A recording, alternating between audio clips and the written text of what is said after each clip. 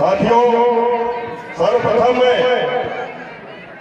पहंडी पारी गोपाल लिंगो जी की तपोभूमि और कोयतुरों की दीक्षा भूमि कली कंकालीन आया का ये शहादत भूमि यहाँ की पावन माटी को मस्तक पे लगाते हुए परम शक्ति प्रोफेट को सेवा जोहार करता हूँ।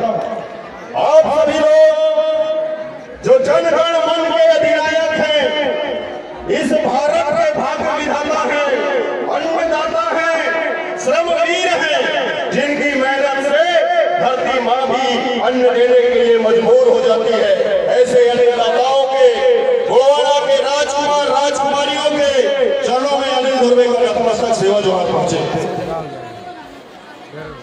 आप सभी लोग जो गोवाड़ा की आन बान शान के लिए, गोवाड़ा के मान सम्मान स्वाभिमान के लिए दिन को दिन न कहे, रात को रात न कहे, भूख को भूख न कहे, प्यास को प्यास न कहे, आप लोगों के अथक परिश्रम और सहयोग के दम पे जो गोवाड़ा का कारवा आज यहाँ तक पहुँचा है, ऐसे गोवाड़ा के सारे जवान सिपाहियों के चरणों में अनिल धुर्वे का नतमस्तक सेवा जोहार पहुंचे। पंचासीन आज के हमारे इस कार्यक्रम की अध्यक्षता कर रहे प्रेम सिंह सलाम दादाजी, आपके चरणों में अनिल धुर्वे का नतमस्तक सेवा जोहार पहुंचे। मंचासीन आज के इस कार्यक्रम के मुख्य अतिथि और गोवाड़ा समग्र विकास क्रांति आंदोलन का जो अंतिम सपना राजपाट हासिल करना है, उस गोवाड़ा गणतंत्र पार्टी के राष्ट्रीय अध्यक्ष परम सम्माननीय दादा तुलेश्वर सिंह मरकाम जी, आपके चरणों में अनिल धुर्वे का नतमस्तक सेवा जोहार पहुंचे। मंचा से आज गोवाड़ा गणतंत्र पार्टी के राष्ट्रीय महासचिव और दादा मरकाम जी के साथ कंधे से कंधे मिलाकर इस पूरे देश के अंदर गोवाड़ा के विचारधारा को फैलाने में अथक सहयोग प्रदान करने वाले हमारे इस गोवाड़ा गणतंत्र पार्टी के राष्ट्रीय महासचिव, हम जैसे युवाओं के प्रेरणा स्रोत, जिन्होंने डिप्टी कलेक्टर की नौकरी को लाभ दिया था दादा मरकाम जी के कहने से, ऐसे सम्माननीय श्याम सिंह मरकाम जी, आपके चरणों में भी अनिल धुर्वे का नतमस्तक सेवा जोहार पहुंचे। मंचा से गोवाड़ा गणतंत्र पार्टी मध्य प्रदेश इकाई के प्रदेश अध्यक्ष परम सम्माननीय अमर सिंह फोर्ते जी, महाराष्ट्र प्रदेश के प्रदेश अध्यक्ष परम सम्माननीय हरीश भाऊ उइके जी, मंचा से गोवाड़ा गणतंत्र पार्टी और गोवाड़ा समग्र विकास क्रांति आंदोलन के लिए कंधा से कंधा मिलाकर चलने वाले समस्त कार्यकर्ताओं पदाधिकारियों के चरणों में अनिल धुर्वे का यथा योग नतमस्तक सेवा जोहार पहुंचे। साथियों, आज के इस कार्यक्रम माघ पूर्णिमा के अवसर पे आयोजित महागोंगों के कार्यक्रम में आए हुए इस देश के समस्त गोल्डन जन समुदाय, आप लोगों के सामने मैं आज अपने दर्द का बखान करने के लिए इस मंच में आया हूँ। मैं मूलतः मध्य प्रदेश के अनूपपुर जिले का रहने वाला हूँ, जहाँ से नर्मदा माई का जन्म हुआ है। हम लोगों को गर्व तो होता है कि हम ऐसे जगह के रहने वाले हैं जहाँ से नर्मदा शक्ति का जन्म होता है और उसके किनारे किनारे कोया पिल्लों का वेद विस्तार होता है। लेकिन जब हम लोग मध्य प्रदेश का जो गोंडी भाषी जिले हैं, गोंडी भाषी क्षेत्र है, महाराष्ट्र का जो गोंडी भाषी क्षेत्र है, छत्तीसगढ़ का जो गोंडी भाषी क्षेत्र है, ऐसे क्षेत्रों में जब हम जाते हैं तो लोग हमसे सवाल करते हैं कि आप गोवाड़ा गणतंत्र पार्टी युवा मोर्चा के राष्ट्रीय अध्यक्ष हो, लेकिन क्या आपको गोंडी आता है कि नहीं आता है? तो वहाँ बड़े दुख के साथ हमको कहना पड़ता है साथियों कि हमें गोंडी नहीं आती, गोंडी भाषा हमको नहीं आता करके हमारे समाज के लोग ताना मारते हैं कि आपको गोंडी नहीं बनना तो आप कैसे गोंड होकर के। साथियों, जो ये ताना हमको मारा जाता है, हमने भी प्रण लिया है कि हमको गोंडी नहीं बनता तो नहीं बनता, लेकिन हमारे आने वाली जो पीढ़ी है उसको गोंडी भाषा बनेगी, उसको गोंडी भाषा बनेगी। क्यों गोंडी भाषा को 8वीं अनुसूची में शामिल नहीं किया गया? ये सवाल को खड़ा करने के लिए आज इस मंच में मैं आया हूं। अभी 26 जनवरी को सुप्रीम कोर्ट का जजमेंट आया कि 8वीं अनुसूची में शामिल 22 भाषाओं में, जो 8वीं अनुसूची में 22 भाषा शामिल है, उन 22 भाषाओं में सुप्रीम कोर्ट का जो जजमेंट है वो अनुवाद करके दिया जाएगा। और बड़े दुर्भाग्य की बात है कि मध्य गोंड वालों में सबसे ज्यादा बोले जाने वाली गोंडी भाषा 8वीं अनुसूची में शामिल है। दुर्भाग्य की बात है कि नहीं है, बताइए। अरे बोलते हैं कि नालायक बेटे के बाप को मान सम्मान नहीं मिलता।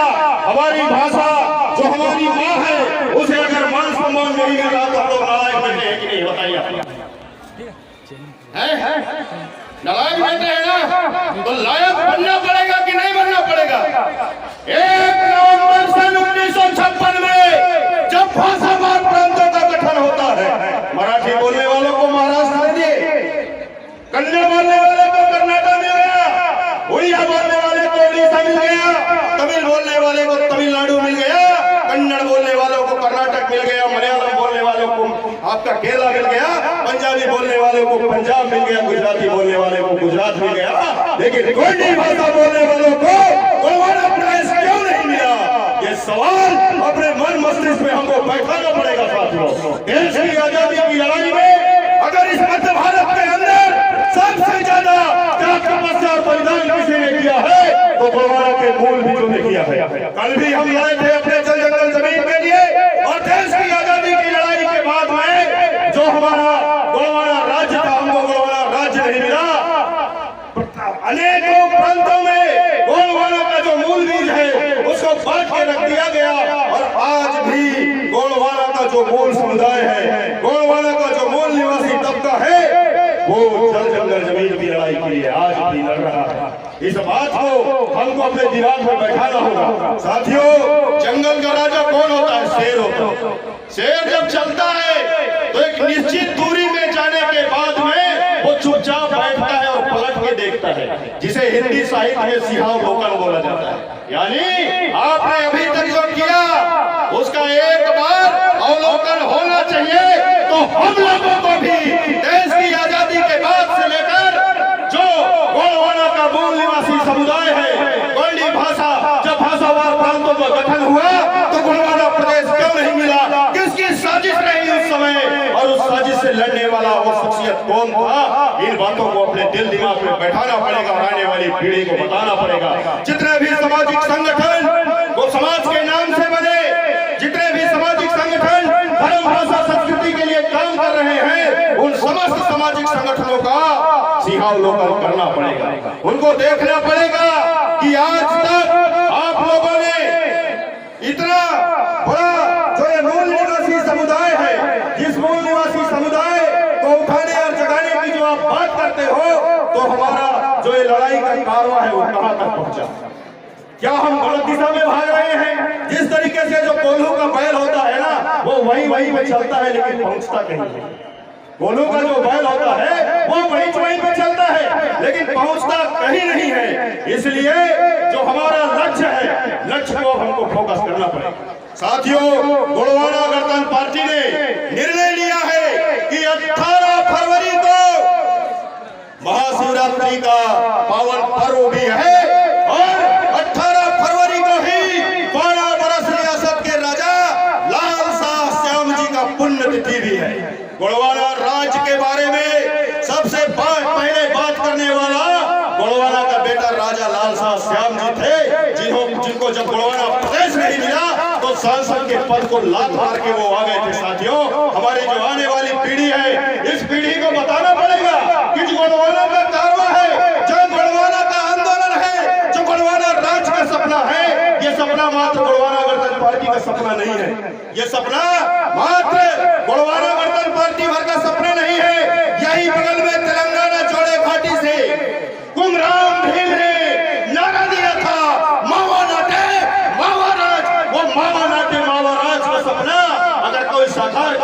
है तो राजनीतिक क्षेत्र में हमको अपनी पकड़ दिखानी पड़ेगी साथियों, अपनी पकड़ दिखानी पड़ेगी। क्यों?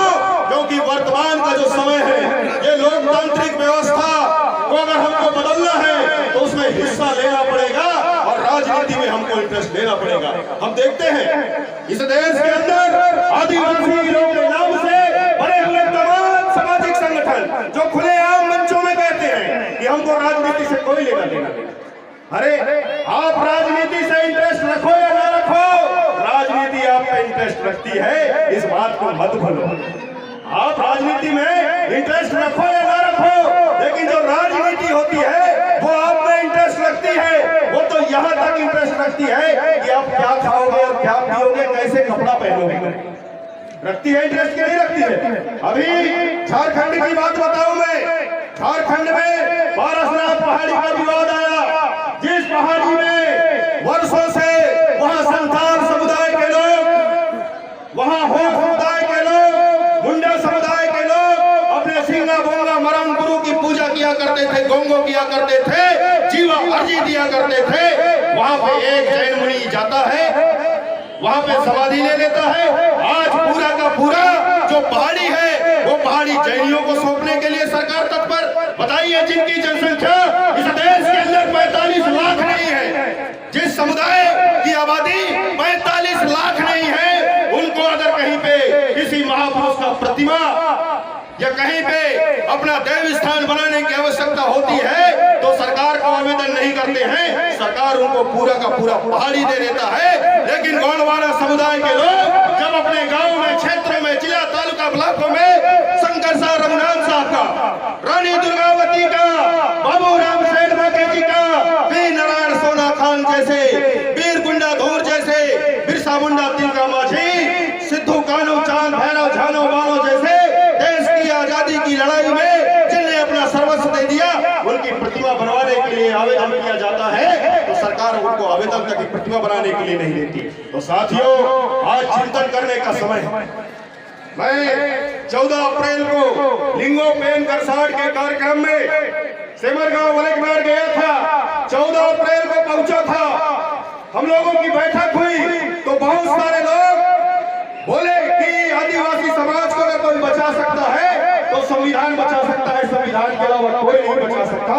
उस समय मेरा उन लोगों से जो चर्चा परिचर्चा रहा तो मैंने कहा था वहां पे भी, और आज भी मैं कहता हूं कि गोंडवाना के मूल निवासी समुदाय को अगर कोई बचा सकता है तो उसकी संस्कृति बचा सकती है, उसकी संस्कृति के अलावा उसको संविधान नहीं बचा सकता। क्योंकि संविधान में तो आए दिन बदलाव होते जा रहे हैं, संविधान में आए दिन बदलाव होते जा रहे हैं। तो गोंडवाना का जो मूल निवासी समुदाय है, इस समुदाय को अगर कोई बचा सकता है तो संस्कृति बचा सकती है।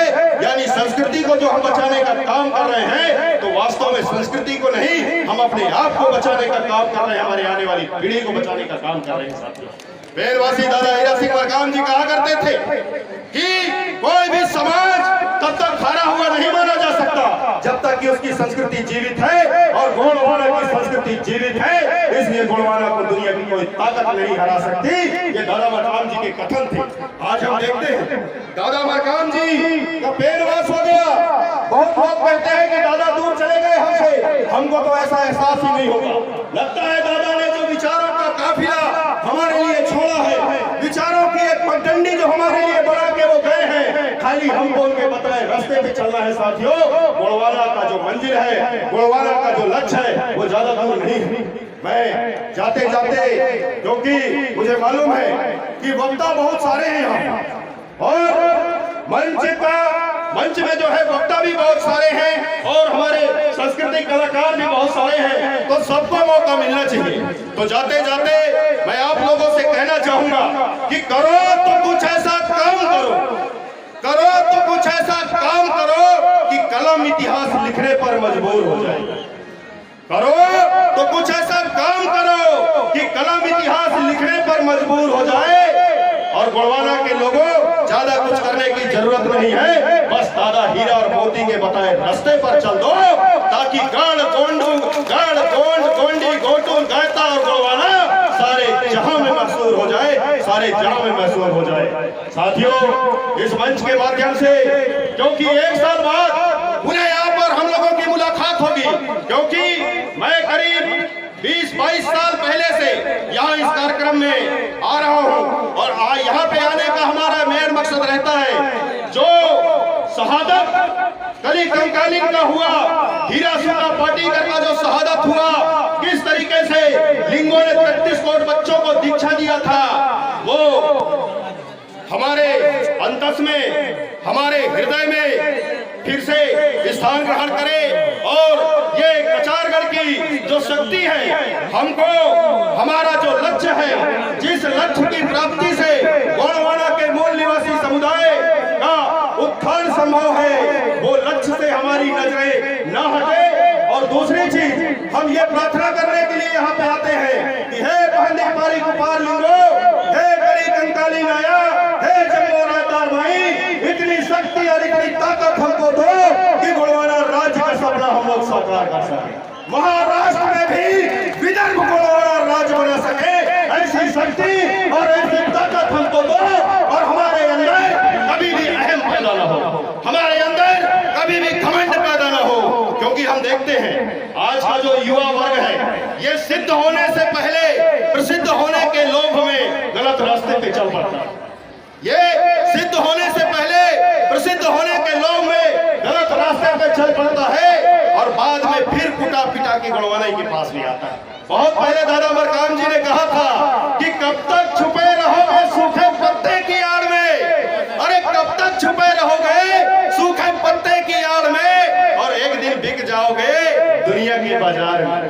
कब तक छुपे रहोगे सूखे पत्ते की आड़ में और एक दिन बिक जाओगे दुनिया की बाजार में, तब तो आना ही पड़ेगा गोंडवाना की दरबार में। तो साथियों, लेट न हो, लेट न हो, आइए मिलकर सजाते हैं, बनाते हैं गोंडवाना को हमारे पुरखों का जो सपना रहा, जो सपना वीर नारायण सोना खान का था, जो सपना वीर नारायण सोना खान ने देखा, अंग्रेजों ने उनको खुले पेड़ में फांसी दिया, 10 दिन तक उनकी लाश पेड़ पे झूल के रही, चील और कौवे उसके मांस को नोच के खाए। वो वीर नारायण का जो सपना रहा, जो सपना शंकर साहब रघुनाथ साहब ने देखा, हंसते हंसते तोप के मुंह में बंद के उड़ गए, उनके शरीर के चीथड़े हो गए, उनके शरीर के चीथड़े तो हुए, लेकिन जो गोंडवाना राज की आग उनने जलाई थी, वो आग निश्चित ही आने वाले समय में 16 बन के उभरेगा, ऐसा मेरा उम्मीद है।